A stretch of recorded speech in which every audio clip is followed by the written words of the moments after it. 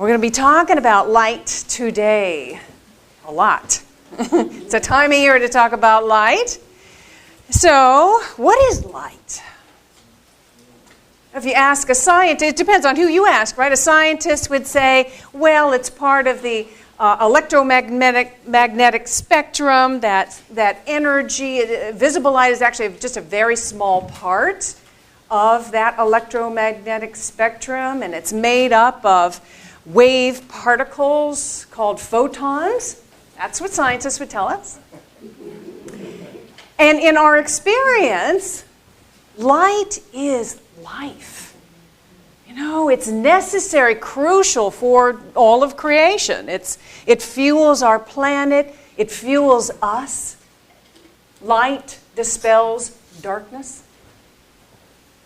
You know, and artificial light makes it possible for us to actually have a life after the sun sets.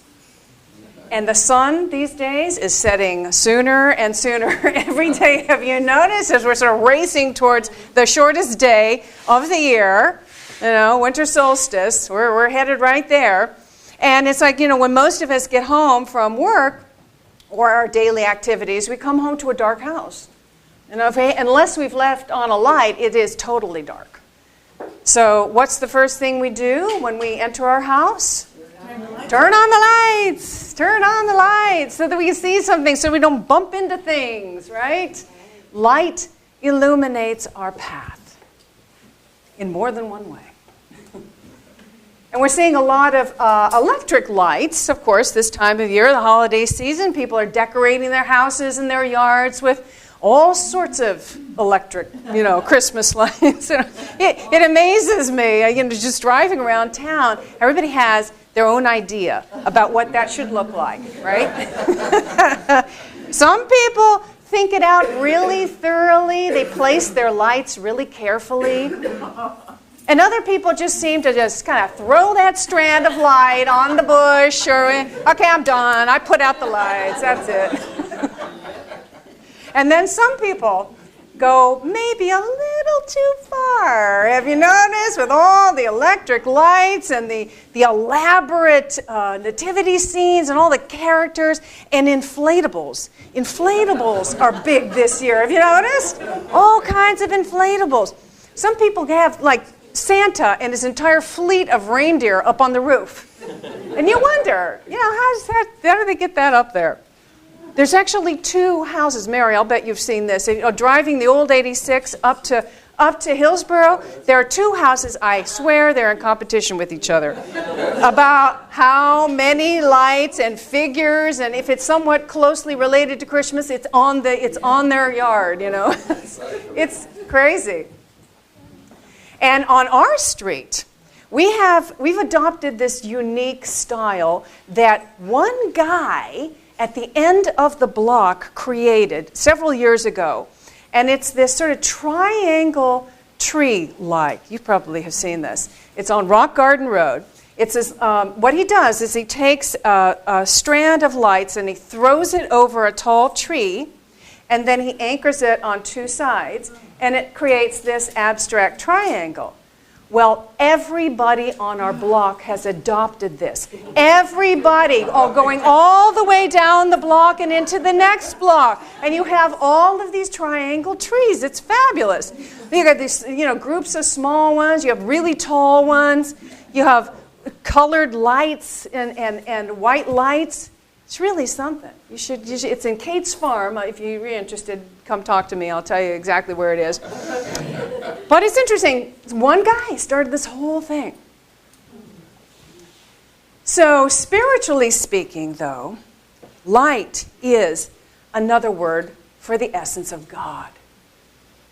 Divine light is that essence of all that there is, that pure essence of all there is, and it's eternal, and it's ever present, and it's ever available to us, and each one of us are an expression of this one light. We're all an expression of this one light. It is our essence. It is who we are. And we experience that light to the degree that we radiate it out from ourselves. Just like a light. I mean, think about a lamp. A lamp, it wouldn't make any sense for the light in a lamp to be contained within itself. No, a light is there. Its purpose is to radiate. Its purpose is to illuminate. Jesus told us we are the light of the world.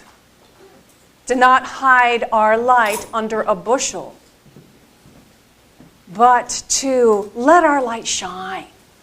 To let our light shine for other people to see, to bless the world. To let our light shine. And when we do that, when we turn on that light within us, and we allow it to radiate out from us, we get to have the experience of being fully alive.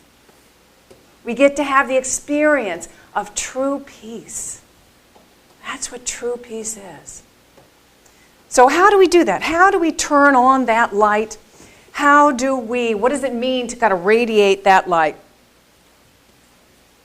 Well, the first thing is to know deep down that that divine light is within us. That in fact it's who we are. It's our essence. We're not, as the song was saying, we're not the face, we're not the physical body, right? We are light. We are light beings.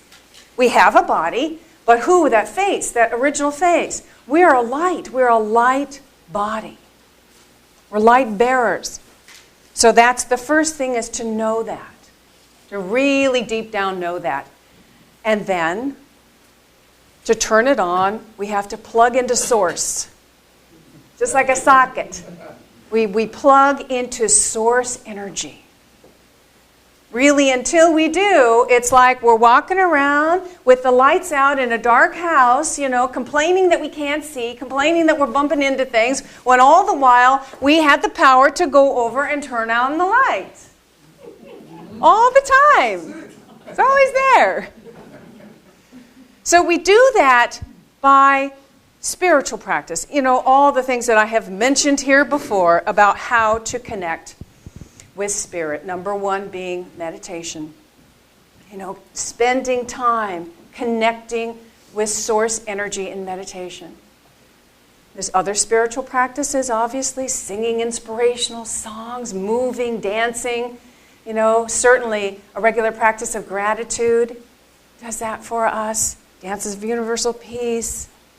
Walking the labyrinth, yoga, many different ways to connect with source energy.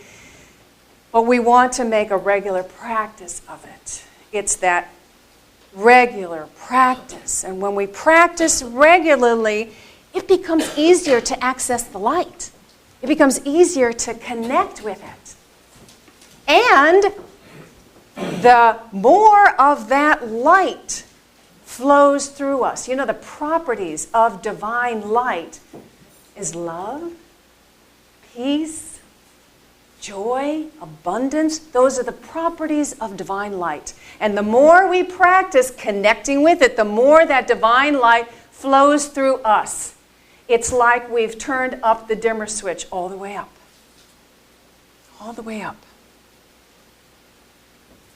So, let's talk about ways to radiate, because now once we've turned it on, once we've connected to the source, that's our purpose, is to illuminate, is to radiate.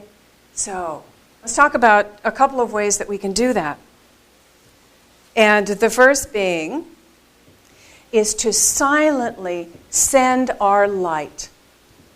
And another word for this is love. If you want to say, they're interchangeable. If you want to use the word love, to silently send our love or our light to the person in front of us. And you can just visualize a light streaming from your heart to that other person's heart. Just visualize that light. It's a way to silently help to awaken the divine light in others. Oh, that sounds familiar. It's our vision statement, awakening the divine light in all. This is how we can silently do this. It's like a stealthy way to cause that shift in the world. And boy, does our world ever need it now. This is not just a nice thing to do. It's absolutely crucial that each and every one of us connects with Spirit and has as our purpose to help awaken the light in others. Absolutely. It's the only way. You know, the more and more of us that are connected with that light, those of us who are conscious, those of us who have practiced this, it's crucial. Right? The more and more of us that are awake to that light, the more chance we have of turning this whole thing around. Now, the second way to do that, too, is to take that light, embody it, carry it in our hands in service to others.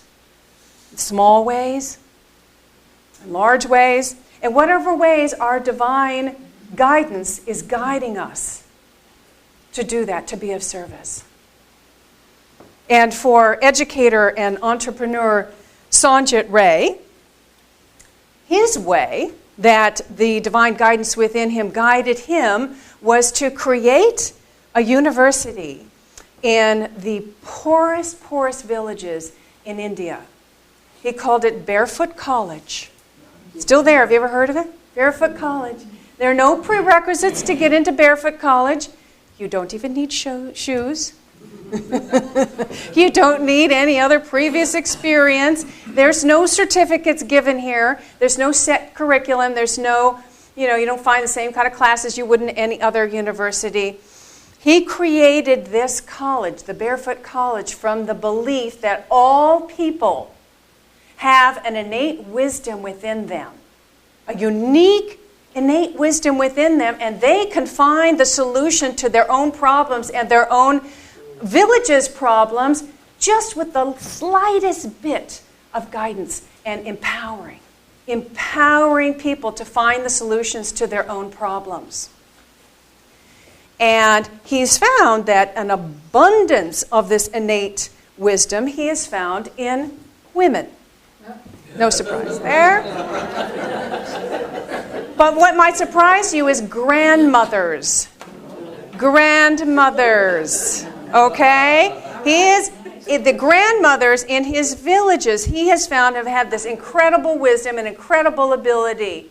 And he has empowered them to find one of the first solutions to the big problem that they had in their villages was that the kids were not getting an education because they were spending their entire days in the fields, tending goats, other farm chores, and there was no electricity in their villages to illuminate a classroom at night or to illuminate anything else. So he empowered these grandmothers to come up with a solution. And they did. They worked together. And not only did they find this effective solution, but it was sustainable, ecologically sound solar power. They learned how to harness solar power. They installed solar power units. They created these little solar power things that illuminate. And we'll show you pictures in just a minute. In fact, in just a second, they found this solution for their own villages. But they didn't stop there. They actually, these grandmothers, who, by the way, come from a rigidly patriarchal society, most of whom had never even left their homes, they took this solution and they brought it to villages in Afghanistan and in Africa. They worked with the grandmothers in those villages to help them find the solution, to help them make these solar power things to illuminate their villages. It's incredible. So I'll let him take it. This is from a TED Talk.